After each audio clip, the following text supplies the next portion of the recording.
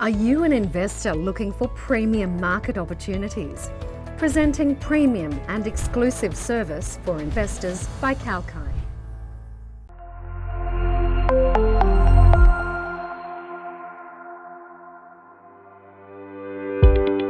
Top Canadian banks are expected to post a decline in fourth quarter profits as choppy markets hurt wealth management and a slow deal pipeline dents income from investment banking, offsetting expected gains from business loans. The earnings reports beginning Tuesday cap off a tumultuous year that saw inflation reach decades high levels as the Bank of Canada embark on a relentless monetary tightening campaign. On average, profit for the big six banks are expected to drop 4% from last year, hurt by lower investment banking activity. Mergers and acquisitions, meanwhile, in the 3 months ending September 30, nearly halved to $22.8 billion Canadian dollars, according to Refinitiv data. Investors have already marked down bank stocks anticipating a weaker quarter, with the banking sub-index dropping 6.8% so far this year, compared with a 4.7% decline in the broader benchmark.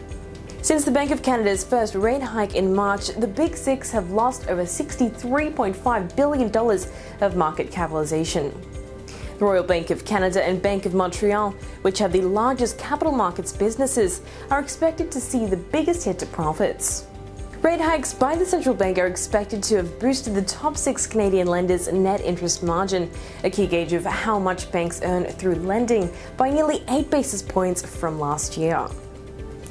The banks are facing an uphill battle navigating a downtrend in the housing market as higher borrowing costs eliminate potential home buyers, casting a pall on what is typically a lucrative revenue stream for lenders. Mortgages account for nearly 65% of the bank's domestic loans. Canadian Imperial Bank of Commerce, the number 4 lender with over 50% of the total loans being domestic retail mortgages, will be hit harder than peers, according to analysts. However, there are signs that the Bank of Canada could soon be approaching the end of its hawkish rate hike cycle, which could stabilize the housing market and spur overall credit demand. Banks' fourth quarter bad debt provisions are expected to nearly triple from last year, and their 23 forecast for the same will be a key focus at a time when investors are punishing stocks at the slightest indication of a crack in consumer financial health.